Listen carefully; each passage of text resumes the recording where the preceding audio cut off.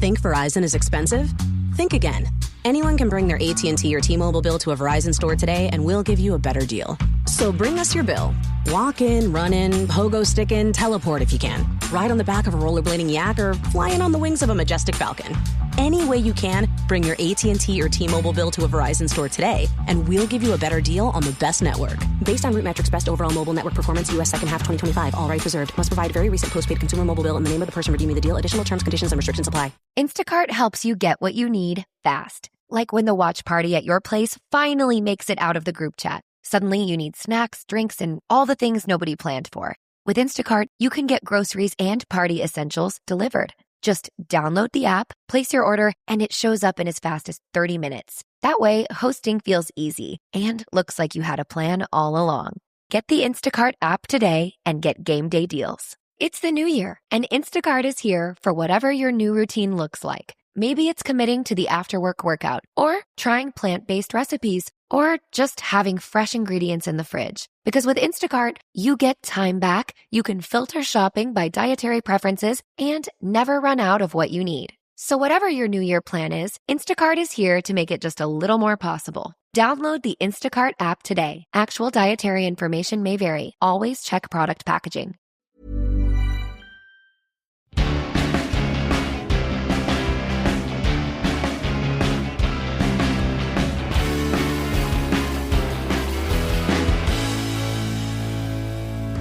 Welcome to Shooby Dooby Doo-Up, a podcast where we talk about pop music. We'll deep dive a randomly chosen UK top 10 singles chart from the past. Once, there were these guys who had to do a podcast because they were bad at school, and when they meet in their shed, they get all misty-eyed over records. They couldn't quite explain it, but could this be the greatest podcast in the world? I'm James Cook. I'm Andy Robinson. And this week, we are going to the 27th of April, 1994. The 27th of April 94, I say partially for reasons of epizeuxis. What's that? That's a new word I've learned, James. It means, epizeuxis means when you repeat something just for, let's call it reiteration. Epizeuxis? It's a new word I've learned and I'm going to be using it at least twice in this podcast. The 27th of April 94, also records such as Without You by Mariah Carey. All the girls, actually. What a Man, Salt and Pepper with En Vogue, The Sign by Ace of Base, 100% Pure Love by Crystal Waters, and also... That's in the thing. We're doing that one. I thought I'd chuck it in. That's in our Patreon. That never made the top 10, but I thought I'd chuck it in. So that's loads of great women, isn't it? Also, there were some fellas, but I don't need to mention them. PJ and Duncan, Level 42, Man United squad. I'm looking at you. Oasis, Supersonic had just failed to get into the top 30. Yeah, that means right. Anything to you with your bucket hat? Yeah, that was Oasis's debut single, and the album Parklife has literally just been released. 2 days before the 27th of April, James. Have you done some pop music news so we can put people an idea of what was going on around this time? I have a little bit. I mean, the big news this month was that Kurt Cobain died. That happened early April in 1994. You've got that sort of American rock influence starting to fade away and Britpop not yet happening, which I think comes across in the chart we're going to talk about. Yeah, good point. I mean, I also had a little look on the internet what was happening in music news. Talking of Kurt Cobain, Grace Slick has just pleaded guilty to pointing a shotgun at police officials. And 3 days later, Ireland's just won its third consecutive Eurovision Song Contest. So, you know, we're giving it a sort of gist, aren't we? The number one album in the UK at this point was The Division Bell by Pink Floyd. Pretty good. Well, and also in tragic news around this time, something terrible's just happened in Gloucester. The Channel Tunnel's just been opened and 4 weddings and a funeral's just come out. The Channel Tunnel opened in Gloucester? They were digging it up, absolutely. Who'd have found it? Not sure about that route. What were you doing around this time of the 27th of April 1994, James? I was at college doing my A-levels and I had a friendship group. Huh? I didn't really have one at school, but I had one when I was at college. I think that's why I liked college and not school. I get you.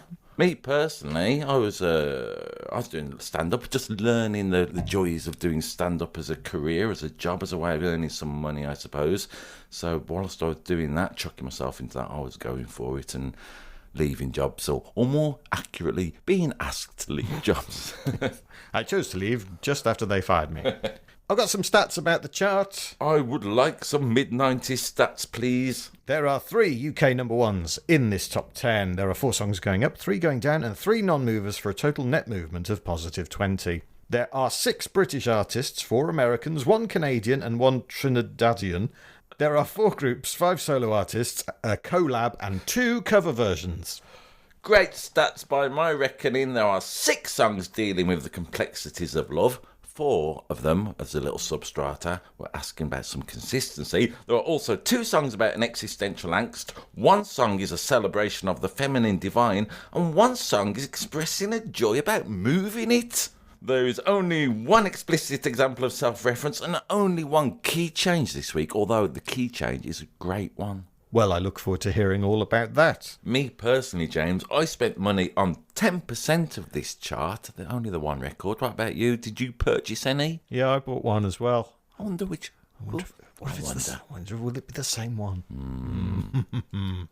Remember, we have a playlist with all these songs on it so you can hear what we're talking about.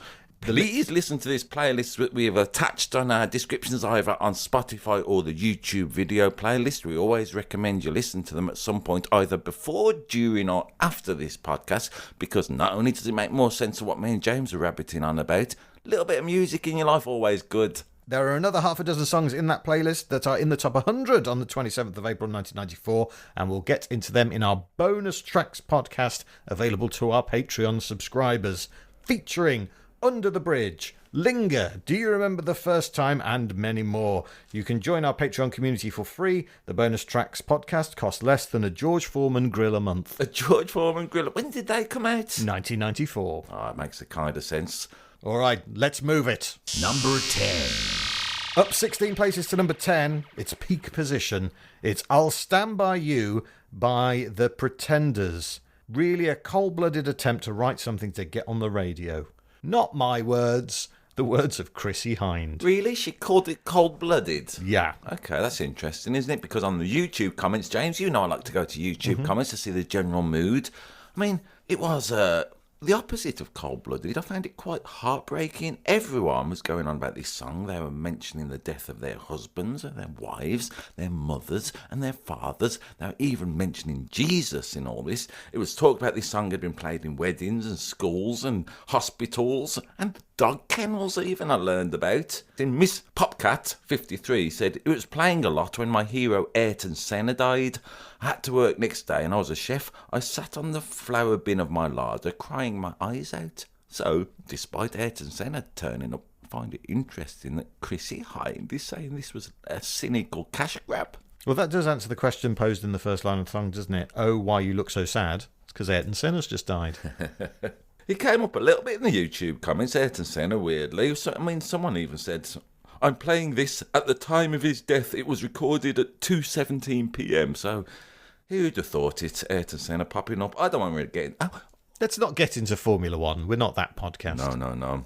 What do you make of this song, James, while we're talking about the emotional whack of it? I wish I'd written it. Yeah. Not my words. Whose words are these? The words Chrissie Hynde, she's already written it. Cynical cash grab.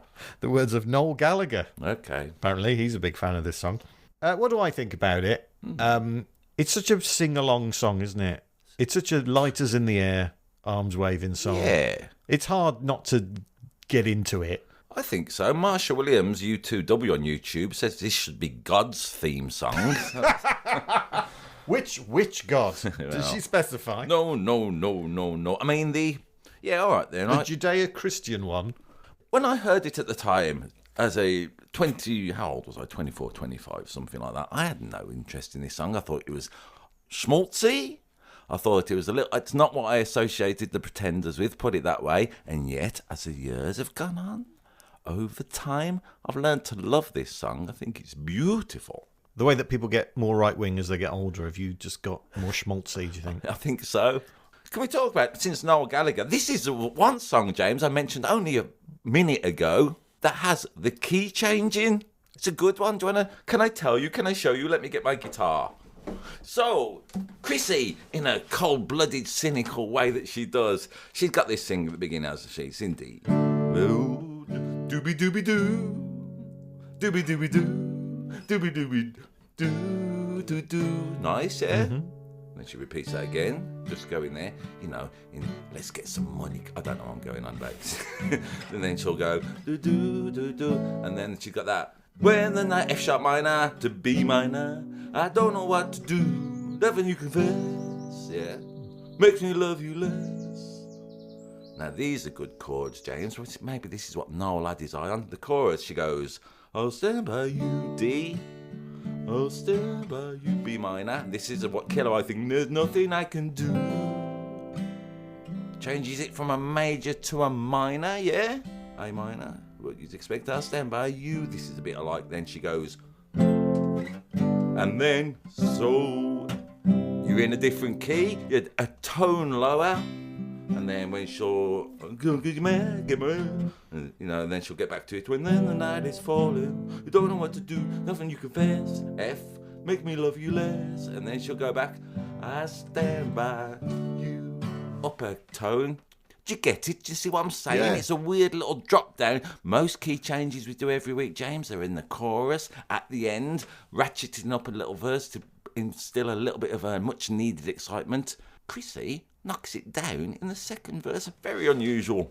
Not just Chrissy, though. Huh? Also, Tom Kelly and Bill Steinberg, who she wrote this song with. Who they? Well, Tom Kelly used to be a backing singer for Toto, but together those guys have written... See if you can spot a thematic link between these songs. Okay. And feel free to guess the artists. True Colours. Cyndi Lauper. Alone. Heart. Yeah. Eternal Flame. The Bangles. I Drove All Night. Cyndi Lauper or Roy Orbison later. You can see how this is of a piece with those. Yeah. They also did I Touch Myself and Like a Virgin. Which are a bit different. So they do songs either about an eternal love or a little bit of fiddling with yourself, dirty boys. The story is Chrissie Hynde got in touch with them because she wanted a big hit for the Pretenders. And this is their last UK Top 10 single. Okay. And their first one for about 8 years. Loads of people have done it over the years, as I mentioned briefly. I mean, I've heard your favourite Rod Stewart do it, James. I think I've heard Shirley Bassey do it. Did Girls Aloud do it as a comic relief single or something? Yes, Girls Aloud did have a number one, in fact, with this song in 2004. I think, as I say, as you get older, maybe, the nothing you confess could make me love you less. That's a nice phrase, isn't it? And, as again, I kind of like it. And also, nothing you can confess can make you love me less. I bet there are some things they can confess to that would put you off them. I mean, you mentioned the thing happening in Gloucester. To be fair, she did stand by him. That is true. Maybe it is Rose's theme tune. Is that what we're saying? Yeah, the song's for Rose West. Did you watch the video? Yeah, I did. Go on then, tell me what your thoughts on this. I think this, again, more interesting. So there's like a really depressed, handsome bloke in a shed. A really depressed, handsome bloke in a shed. Isn't he, all the time? Thinking he's Batman. It reminded me of recording this podcast in a way. Yeah. There's a really handsome, depressed guy, and then there's someone who's being ignored. It is up to you to work out which is which. Well, I started thinking, is Chrissie Hynde a ghost in this? Because he's not acknowledging her at all. No. But then she's doing all his sewing for him, bathing him. And he's playing with a bullet at one point. Yeah. What are you doing? Sally Quinn, 9851, says, oh, watch this. I saw this earlier. Love the part of a woman washing his feet. As a woman with a foot kink, I had to watch it again. I mean, it's unusual to see Chrissie Hynde in such a subservient position in a video, I'm going to say. If subservient is the way you want to interpret it, which it might not be, because she is standing by you. I mean, I think it depends whose shed it is. Is it Chrissie Hynde's shed? So who's playing bass? On this record, of course. I don't know. Go on. What if I were to tell you it was someone who has sung on a UK number one single? A bass player on a number one. Is it Ken out of Bros? No, it's not Ken from Bros. David Payton, who was the lead singer of Pilot, who had a number one hit with January. Yeah. Okay, nice. Apparently he plays the bass on it. Nice fact.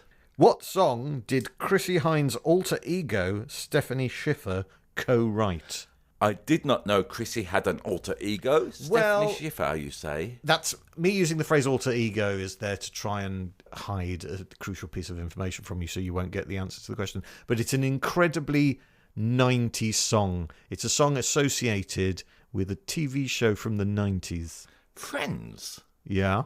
Stephanie Schiffer? Stephanie Schiffer was the name of Chrissy Hynde's character in an episode of Friends. Okay. Where she co-wrote which song? I don't know. The cat one? Yeah. Smelly Cat. Did Chrissy Hynde co-write that? No, her alter ego, Stephanie Schiffer. Okay, as a character. Yeah. All right, my apologies. Was the co-writer of Smelly Cat. Pretty good. I mean, we're talking about the mid-90s. Why not bring them up? No one said it was going to be this way. So, yeah, I mean, it is... I kind of agree with Chrissy Hynde a little bit. What? That it's a cynical cash grab. She doesn't say the word cynical. She says cold-blooded. You know, like a lizard would do. But it's effective, isn't it? Loads of people love it. YouTube comments was almost depressing, James, how much people were like somber about this song and how much it meant to them. So that's interesting, isn't it? In the world of cheap pop music where people are trying to write a hit, doesn't really matter because it means so much to some people. Some songs are designed to do something. For example, later in this chart, we're going to talk about songs that are designed to get you up and dancing. Yeah. And no one goes, oh, that's just a cynical attempt to get you dancing. No. You know, but when the emotion it's going for is something more moving or downbeat or, you know, emotional, people are like, oh, that's just cynical, isn't it? Yeah. No, that's the point of the song. The song is that. It's a little bit of populism in songwriting appealing to the broader masses, yeah? Well, you saying it doesn't appeal to you because you're too clever? No, I love this song. Hey, it was part of my... it was on a compilation I bought, so this is my 10%, James, I'm claiming. Oh, is it? Yeah. I never bought it as a single. It was just on Pretender's Greatest Hits. Always used to skip it forward because I thought it was a bit cynical. And now I've found... This week, here we are, James. I've been loving it. It's not as much fun as the other Pretenders hits, is it? No, I suppose not. But, you know, they've had some bleak songs too. Like I say, this is a...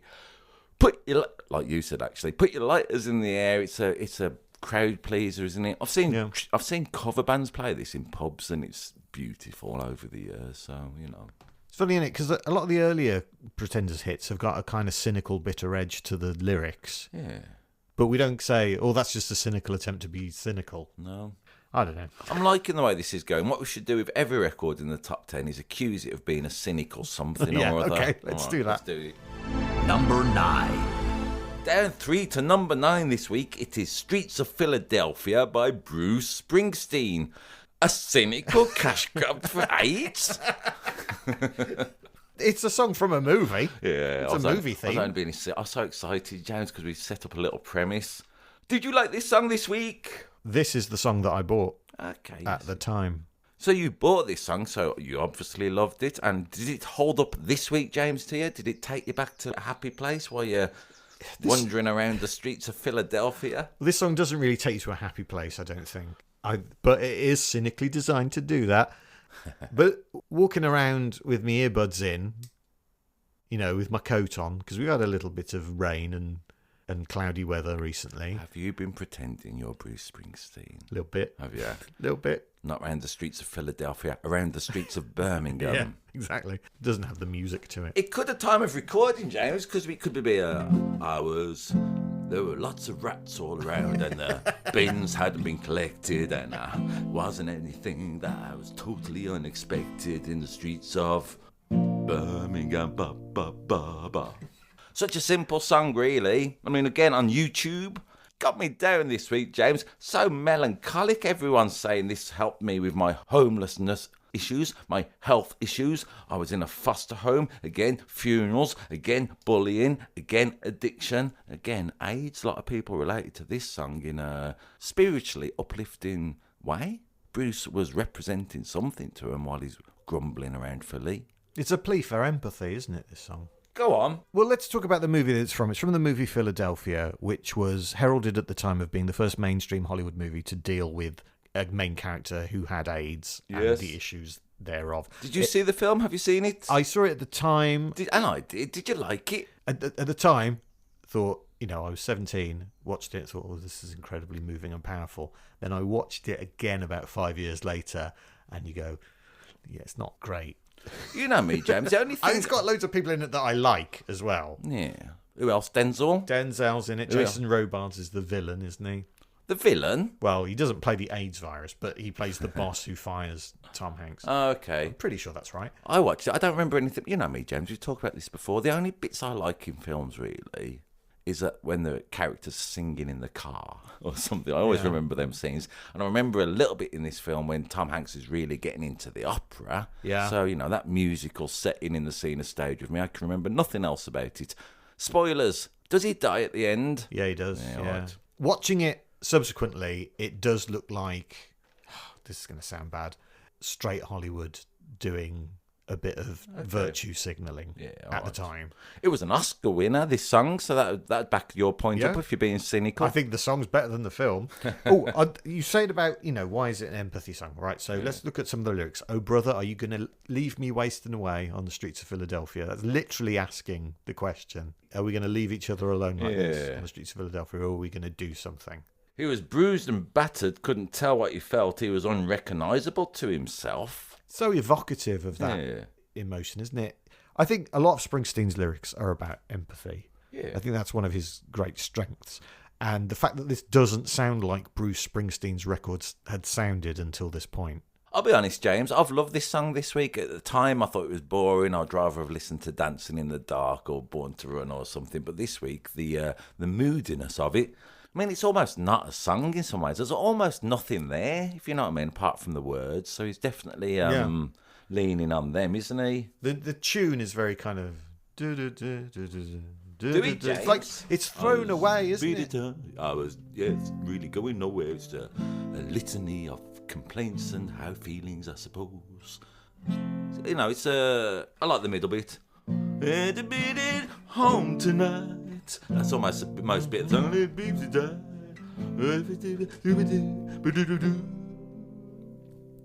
It's quite short as well. It's quite short.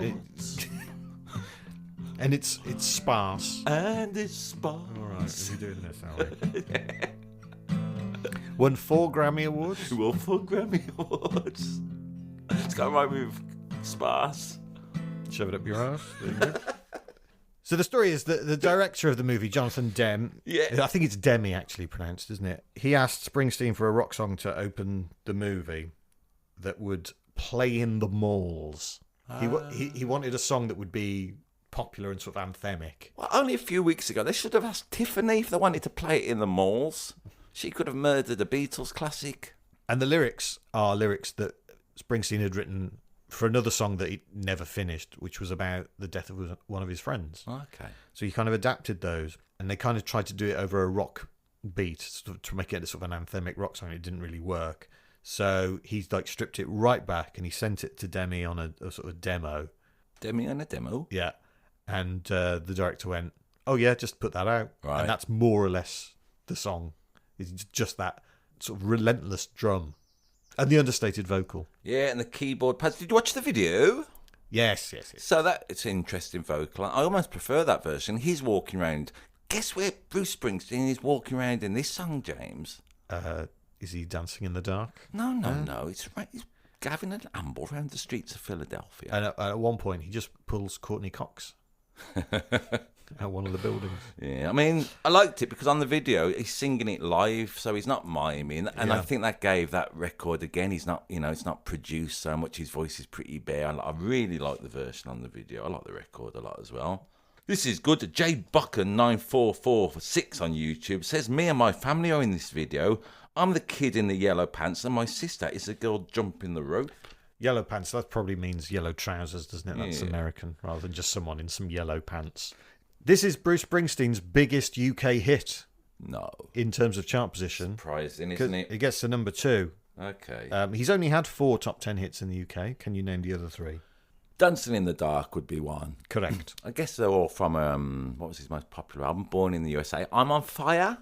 Is that one? Well, it is, because it was a double A side with which one? Born in the USA. Okay, all right then. So that's another one. And would another one be off that album, I suppose? That seemed to be one of a record. I don't actually know. Go on. My Hometown. Yep, that's on Born in the USA. The last song on the album, I believe. I think so. Anyway, email us in to shoobypodcast@gmail.com if you know the running order of Bruce Springsteen albums. Or we could just look them up. No! Why would we do that? All right. I mean, it's interesting. Why would you want to call yourself the boss? I think that's interesting. Does he call himself that, or have other people called him that? Fair enough. He's acquired that nickname. I don't think that's a good nickname. What do you associate with a boss, James? Oh, someone who does fuck all and then claims all the credit. You got it. So that's not... And I also think it's interesting that his crowds seem to boo him, don't they? If you're unfamiliar with it. The boo. So they all shout out. If you don't know what's going on, it sounds like he's being heckled. I've heard that noise plenty when I've done stand-up gigs. Yeah, they just think you're Bruce Springsteen. Yeah, I'm looking around. He's a boss here. Doing fuck all. Backing vocals by Tommy Sims, who co-wrote another Grammy Song of the Year. Tommy Sims. Yeah, do you know go that on. name? No, give me a clue. It was by Eric Clapton. A Grammy winning by Eric Clapton. And it was after this. Was it that Tears in Heaven song? No. What was it? Change the World. Never heard of it. It was Grammy Song of the Year. Okay. How ironic. I'm going to say it didn't change the world, that song. There have been a lot of documentaries on the TV recently about Bruce Springsteen. Yeah, because as time of recording, he's over here doing some gigs at the moment. Yeah, I kind of regret not going to see him ever. I regretted it on a Saturday because Paul McCartney turned up in Anfield, didn't he? Oh, you would have loved that, wouldn't you? I like to mention Paul McCartney at least once, James. I would have loved it. Had you gone to that gig, as soon as Paul McCartney left, would you have left as well? I mean, it's a sad sign that I just go to gigs hoping that Paul McCartney turns up, to be honest with you. They also, Paul McCartney and Bruce Springsteen did a joint session with a bunch of students from LIPA, which is the university my daughter wants to go to. That's right. They both turned up on the Saturday, didn't they, to LIPA, which Dua didn't go to, just for silliness. Imagine that, being at school and Paul McCartney and Bruce Springsteen turning up. Yeah, that would be better than when Gladstone Small came. To your school? Yeah. Who was Gladstone Small? He was a cricketer for Warwickshire in England. Yeah. I suppose so. I mean, don't get me wrong. He was a nice guy. If you're as into cricket as we are into pop music, Gladstone Small would be better than Bruce Springsteen, possibly. I mean, would he? No. Come on. I think even Gladstone Small would say, yeah, should have had Bruce Springsteen and Paul McCartney come round. Well, I'm hoping the next song is not as sad. Number 8. Down one to number 8. It's I Like to Move It by Real to Real featuring Mad Stuntman. Cold-blooded attempt to get you dancing. Hey, and it's got some epizeuxis in it. I told her to be using that again. I'm right into this. What do you make of this week? It's a sonic equivalent of the Tango advert. Equal parts irritant / wonderful pop song. They're your words. Not my words. The words of Melody Maker at the time. Everyone knows this, don't they? I feel that way. Hey, this is one of the records with the self-referencing because, as you mentioned, Mad Stuntman, he talks about himself in this song, so that's good. Thanks, Mad Stuntman. Yeah, Mark Quashie from Trinidad, named in honour of the TV show The Fall Guy. Really? Yeah, apparently that's why he's called the Mad Stuntman. Okay. Because he'd be like, I'm the Mad Stuntman that made Real to Real a star. Who are Real to Real? I do not know. It's one guy. Really? Real to Real is one guy. Really to really? Yeah. Who that? Eric Murillo. Oh, yeah. DJ and dance music producer. In 2012, a portion of Bergen Line Avenue in Union City, New Jersey was named in his honour. Well done. But in August 2020, he was arrested and charged with sexual battery. Oh, dear. And then 3 days before his court date, he overdosed and died. There was ketamine, MDMA and cocaine in his system, and subsequently 27 women have come forward with accusations of sexual assault. Blimey, O'Reilly. No wonder he But likes... carry on about your record. It's got a good riff in. Something like that. Do, whatever you do. And that's pretty much, I like to move it more. I mean, James, we've talked about this in the past. I'm thinking dance records have informed my life more than ever because, as I mentioned in one of the things, when I used to buy an electricity key, I used to sing I Got the Power by Snap, didn't I? When there's no digestives in my biscuit bowl, I walk away singing there's no biscuits. Also, when just people are walking the dogs, in my head I sing Who Let the Dogs Out. What I've realised this week, over the years, whenever I'm rearranging, let's call it furniture in my living room, I've been singing, I like to move it. Yeah, whenever anyone asks you to move something, the natural response is to start singing, I like to move it. Isn't it? And we are grateful to Real and Mad Stuntman for at least providing that perennial moment. My neighbour asked me to move my car recently. In my head, I didn't say it to him, but in my head, I'm going to move it. I like to move it. Holy Diver 1376 on YouTube says, I can't understand anything he says except I like to move it, and the song is still amazing. Well, do you know what the rest of the song is about? Tell me. It's basically Mad Stuntman going to a woman, you don't need your makeup. That's right. You're beautiful as it is. That's right. Is this secretly a feminist anthem? Yeah, let's say it is a feminist anthem. He's not a feminist, is he? Despite reel-to-reel's behaviour. It's a cynical cash grab for feminism. I knew we'd fit one in. Did you watch the video? Yeah. Yeah, it's all right, isn't it? Just people dancing, essentially. Guts 1981. He says it's scary to think, but these women are now almost 60, which I thought was a very almost disowning of Guts 998. Like the women have got. He hasn't got any older. It's just the women. So what if they're 60? So they're probably still physically fit. I think you've leaned into the lyrics more than I have, which I appreciate. Yeah. Woman, that's right. Go on. Shall I do some of the lyrics? Yeah. I'm not doing the voice. Woman, your nice broad face and your nice hip make man flip and bust up them lip. Yeah. And he's going on about her eyeliner. Woman, you're nice and energetic.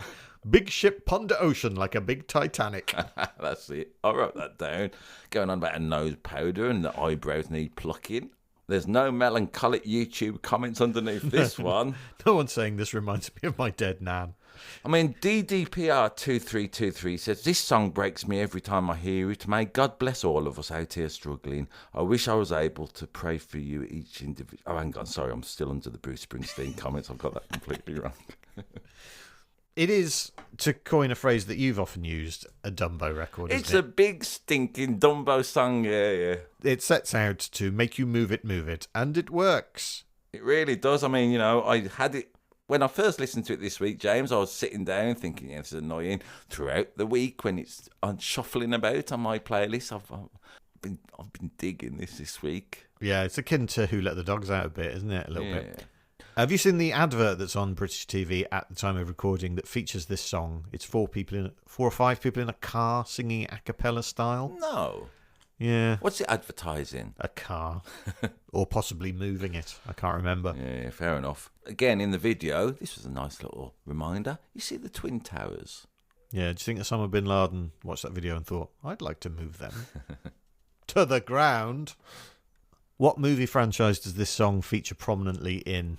I don't think you'll know. I only know a few movie franchises. I mean, we talked one year in 1958 of the Tammy Cinematic Universe, didn't we, with Debbie Reynolds? So is it that one? It's not that, no. Okay, what other movie franchises have we done?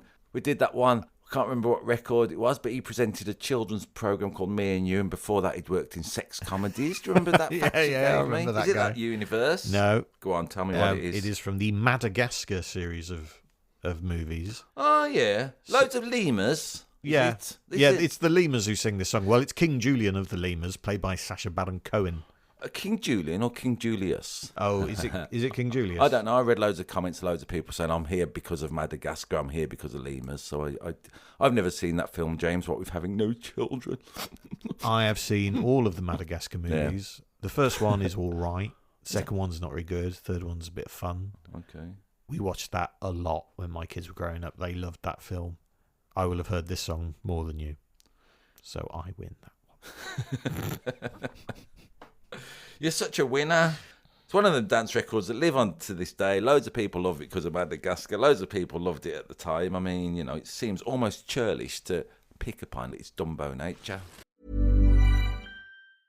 It's the new year, and Instacart is here for whatever your new routine looks like. Maybe it's committing to the after-work workout, or trying plant-based recipes, or just having fresh ingredients in the fridge. Because with Instacart, you get time back, you can filter shopping by dietary preferences, and never run out of what you need. So whatever your New Year plan is, Instacart is here to make it just a little more possible. Download the Instacart app today. Actual dietary information may vary. Always check product packaging.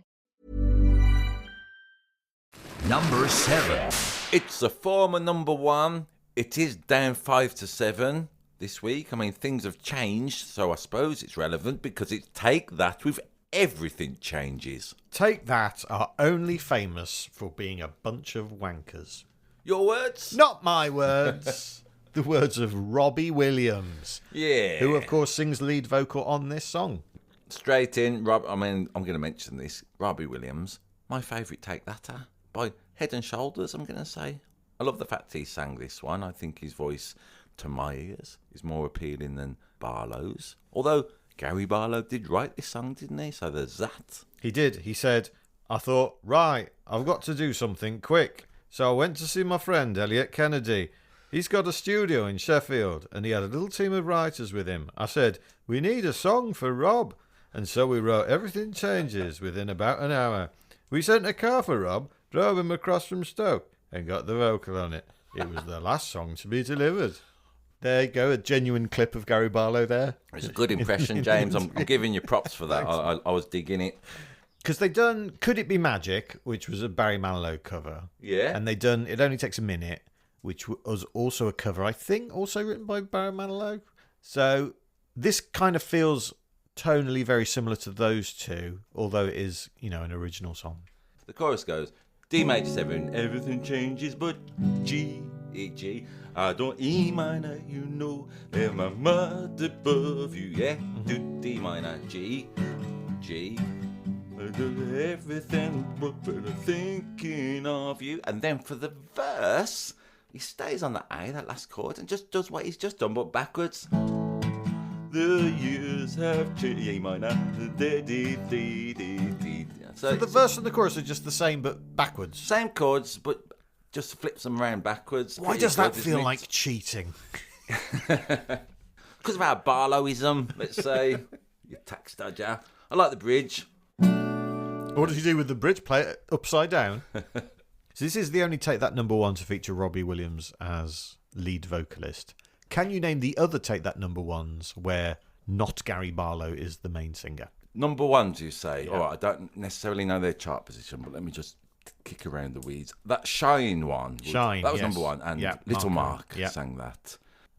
Howard sang Everything Changes, did he not? Not Everything Changes. No. Literally this song. Say, what's that Congo? Never stop. Read it to me, to really come. You don't know any. What's that song? Never Forget. Yeah, That was ironically, since I forgot it. Howard. Who else did it? Jason, did he sing anything? No, he didn't do any. Okay. But Mark did do another one. I don't know. Babe. Oh, yeah. Babe. I didn't like that song. No one does. And also, but apparently their number one song these days in 2014 features the three members of Take That on co-lead vocals. Okay. They started crediting it differently. This is their fourth number one in a row and of 12 in total. But let me ask you this.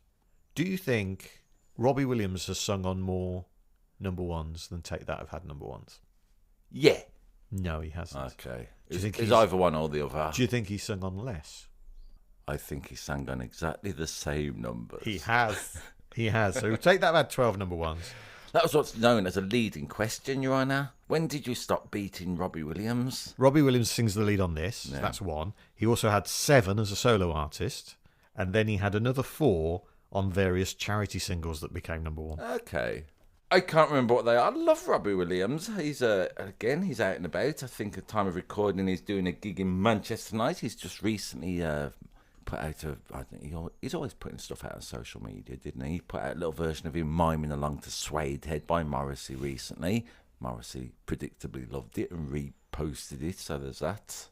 I'm a big fan of Robbie.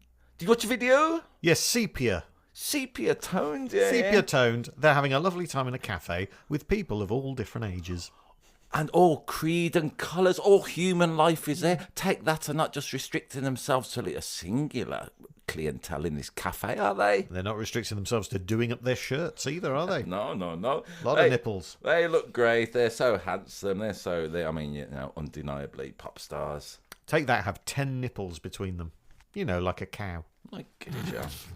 All right, what we're talking... So, did you like this song? It's great, isn't it? I mean, you can't dislike it. Yeah, it's fine. Yeah, all right, it's fine. The notion of everything changing, though, in the song, it's all about he's waiting in a taxi cab and he wants one more kiss, isn't it? But this is good from Carlo Gambino, 1979. Apart from him saying it was great in the 90s and I loved it, he's done a big list of 90s ephemera, James. Do you want to hear some of it? Okay. Let's do it like a word association, and all then right. you go, yeah, this will be... I don't know. So you're going to say a thing from the 90s and I've got to say what I associate it with. Word association. Right, like a psychological test, All right. yeah? Yeah. Tell me about your childhood. Shawshank Redemption. Film. Britpop. Music. Am I just saying what they are? Well, if you Shawshank want, Redemption, really if you want good. to be boring, I mean... Shawshank Redemption, really good film that I saw on video then. in the late 90s. All right, then. Yeah. Britpop. Music that I eventually got into once I'd stopped going, well, maybe grunge will come back. The birth of the... There's loads of these, so we're going to go through them. The birth of the internet. I remember getting an email address when I started university in 1995 and being really excited. Yeah. The Sony PlayStation. I didn't have one, but a mate of mine did at university, and we just went and played it loads. Steve Jobs. Dead. A Labour government that did a good job in Northern Ireland. Yeah, go on then. I remember them getting in. Yeah. Yeah, and I remember all my mates. I voted for Ashdown that year. I didn't vote for Blair. Well, I just thought it was important that the leader of the country could kill someone with their bare hands. I see. This is good. Which he could. We never would have got here if it wasn't for Carlo Gambino and his list of prompts. Stephen Hendry. Yeah, he won loads of snooker, didn't he? He was popular. Michael Jordan. And no one liked him because he wasn't Jimmy White. And everyone wanted Jimmy White to win. That's true. It's a little bit like all the snooker players these days, I hear, are really fucked off because Ronnie O'Sullivan gets all the love whenever there's a tournament. Everyone's Ronnie. And, you know, Because he's interesting and fun. Yeah. Exactly. Michael Jordan. I mean, found out about him a bit later. I'm not American, am I? Tiger Woods. He was a golfer. That's right. Yeah. As the old joke goes, he hit a tree and 17 women fell out. All right. Newcastle 3, Liverpool 4.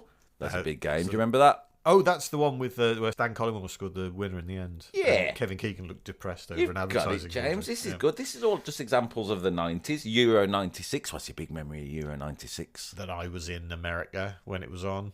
How egocentric. Yeah. Kate and That's what Naomi. everyone talks about, isn't it, with Euro 96? Yeah, they all talk- Where was James? Where was James He when all the wasn't penalties here. were going on? He was in Las Vegas, mate. Kate and Naomi Oh, they'd be supermodels. from the 90s. Yes. Still going, of course. Liam Gallagher from the 90s. Yet to time of recording. In a few weeks, he's doing a gig. So it says Liam Gallagher wanting a fight. TV series Smallville. What of all the TV series to go the for one from he's the picked 90s? That's the one he picked. Was he in it? And Carlo Gambino, in this litany of 90s cultural artifacts, finishes it with no social media. Yeah, man. Just people living their lives. Yeah, man, ringing each other up. If you want to listen to more Shooby Dooby Doo up, then ring me up and I'll tell you when it's being released, Mondays and Thursdays. We'll do the episode live over the phone too. Yeah. What was the B-side to this? I do not know. I thought you'd be all about this. It was a Beatles medley. I saw them sing it live on a clip once, dressed up in their blue suits, being silly.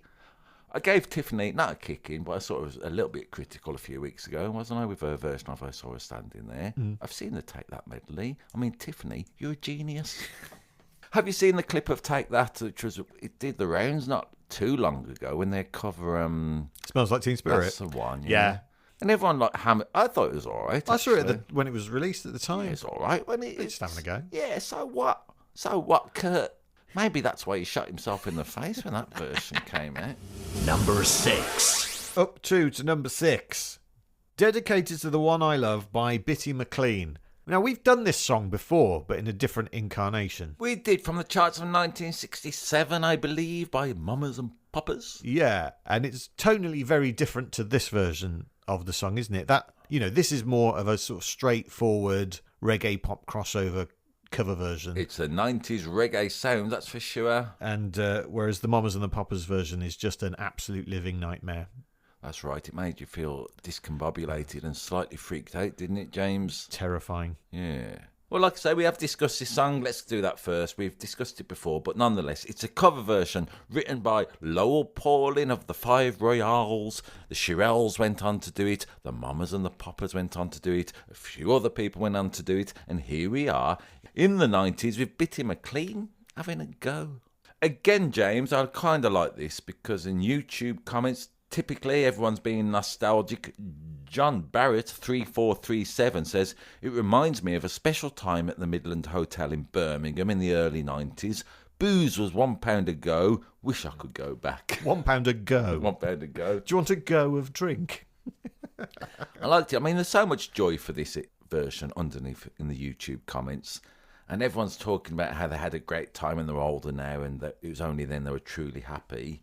And then Quitzerazzi turns up on YouTube, says, "You people are making me feel depressed." Now, I'm going to say, Quitzerazzi, try going to the YouTube comments of Bruce Springsteen and Pretenders if you want to feel depressed. Bitty McLean, born Delroy Easton McLean. Bitty is his nickname because of his small stature. He hails from Chelmsley Wood. Round our way, we Round our record way. this in a shed in Birmingham. According to Ryan Goff on our Facebook page, we've got a Facebook page, by the way, just search for Shooby Dooby Doo Up. He says Bitty McLean was being interviewed on Going Live on Saturday morning and said that he looks after his family and even paid his mom to manage his fan club. That's nice, isn't it? Yeah. After this, she was then investigated by The Social. I mean, I feel like a bit like UB40 around here, James. You can't really step out the door without someone claiming they know Bitty McLean. You know what I mean? So there's that going on. We're the right generation and age for that, I suppose. Well, he worked as an engineer and producer for UB40 and occasionally sang on their records. Yeah. The video to this looks like it was filmed in about an hour. Yep. It's just him in a bed singing. That's right. Pretty simple, isn't it? I mean, I'm going to say Bitty McLean, he irons out a lot of the, let's call it the beauty of this song, you know. Imagine if you got like a shirt that's kind of meant to look ruffled and creased, and Bitty McLean just thinks, I'm going to put a big iron over this. I love the song. We've discussed this before. You can't slag this record off because it's a great song at heart. And yet, the Mamas and the Papas one is kind of, it's in G, let's say, my E minor, simple as you like, yeah. It's a little prayer for me, might speed it up.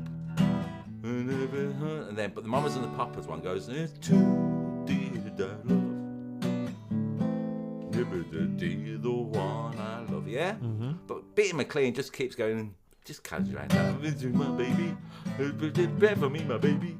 Prayer for me, my baby. So, you know, he's not exploring all the colour that's provided by the original song. Doesn't matter though, he's just going for it. And the bridge, I mean, it's so beautiful in the Mamas and Papas and the 5-year-olds version. Again, Bitty makes it a lot simpler musically. Yeah, the Mamas and the Papas version has got a sinister edge to it, as we talked about at the time. Whereas this hasn't at all. It's all on face value. Yeah. It's all on the surface. I agree. Which is no bad thing. No, I mean, it's whatever number it is. 6. Number 6, so, you know, there's that. Is it time to mention Nile Rodgers? Yeah. Let's do it. Nile Rodgers says he can't really slag off a record that's made the top 40 because loads of people bought it, loads of people loved it, so, you know, and they could have bought anything else. Now, I like this plenty enough because I like the song. And I almost like he's done a version with stabilisers on, let's say.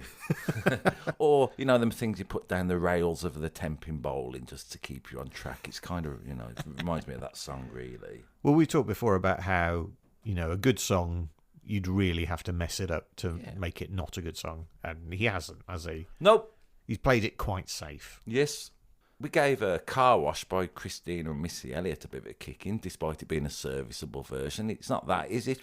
It's fine. It's fine. Bitty McLean, you're fine. Come on. You're on the bus. You're all right. Cynical attempt to... Oh, yeah, we haven't done that for this record. Let's do it. Cynical attempt to... make a really popular song that loads of people loved. Yeah. How dare you, Bitty McLean? Coming up in part 2 of this week's episode... What could it be? We've done numbers 10 to 6. What on earth could be in part 2? As you very well know, Andrew, stop being disingenuous. It is the numbers 5 to 1. Oh, yeah. As we do the second half of this top 10. And there are still some absolute bangers to come from Erasure, from Prince, and one of the oddest records that's ever been released. Here's a little taster for you. It's so odd. So odd. It's so weird. I mean, I listen to some of our old ones now and again, and there's definitely an element to that sometimes. Two silly old twats. I think I remember it, nurse. It does kind of look a bit like the Prince symbol, doesn't it? Yeah, Prince looks like a tank fasting. I wasn't expecting that. Do you love how the gull them whiny? Of course. How do you feel about whiny gums? They're nice too, aren't they? As always, you can listen to these songs on Spotify or YouTube. We always like to remind you of that, just because why wouldn't we? I mean, we would literally be talking about nothing if these songs didn't exist, and they're all great. So thanks very much for listening. Please tell everyone you've ever met about this podcast. Share, review, rate, all that stuff. And until next time, Shooby Dooby Doo Up. Bop, bop, shoo up.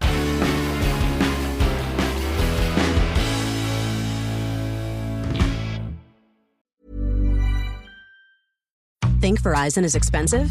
Think again.